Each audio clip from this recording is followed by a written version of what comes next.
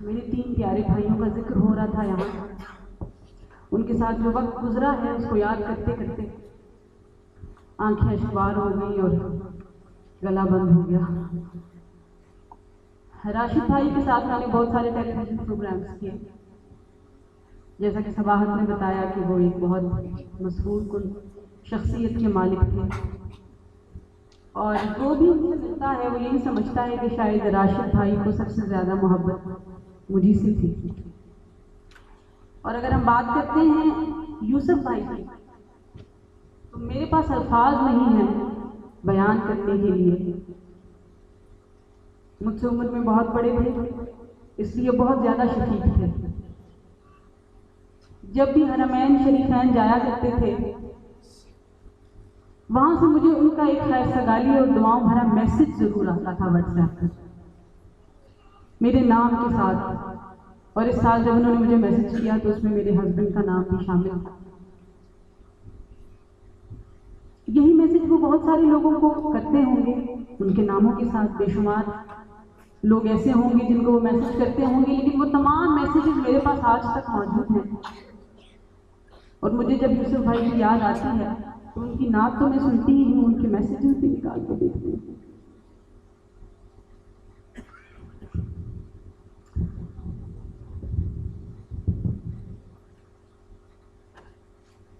لیکن اچھی بات یہ ہے کہ جو واٹس ایپ نمبر ان کے پاس تھا اب ان کی بیٹے کے پاس ہے، اور وہ اپنے والد کی پڑھی ہوئی نعتیں اسی نمبر سے ہمیں پڑھ کر سینڈ کرتے ہیں.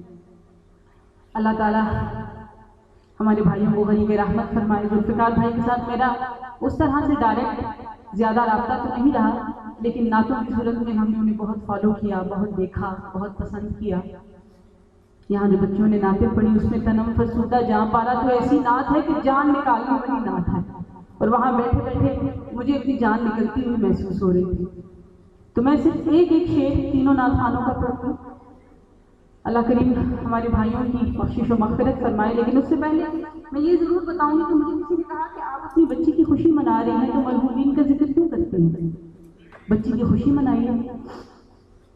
تو میرے دل میں یہ بات تھی کہ میں آن ریکارڈ ان کو اس بات کا جواب دوں گی کہ جب ہمیں اللہ کریم خوشی دیتا ہے تو کیا ہمیں اپنی موت کو بھول جانا چاہیے؟ وہ وقت تو زیادہ اس وقت کا تقاضا ہے کہ ہم اپنی موت کو یاد رکھیں اور ہمیں یہ بات یاد ہو کہ یہ وقت گزر جائے گا. تو اس لیے ان دونوں چیزوں کو میرے لیے مرج کرنا بہت ضروری تھا. یہ میری اپنی ایک لاجک ہے. اب مجھے نہیں پتا کہ اس لاجک سے آپ سب اتفاق کرتے ہیں یا نہیں، لیکن جب اللہ کریم خوشی عطا فرماتا ہے تو میرا خیال ہے اپنی موت کو اس وقت یاد کرنا زیادہ ضروری ہے، تاکہ آپ یہ محسوس کر سکیں کہ اس خوشی کے اندر جو لذت ہے وہ کتنی عارضی ہے. یہیں پہ میں اپنی بہن کی بات روک کر ایک بات کہوں کہ مومن کا دنیا میں آنا باعث تکلیف ہے، لیکن یہاں سے جانا باعث راحت ہے. کیوں؟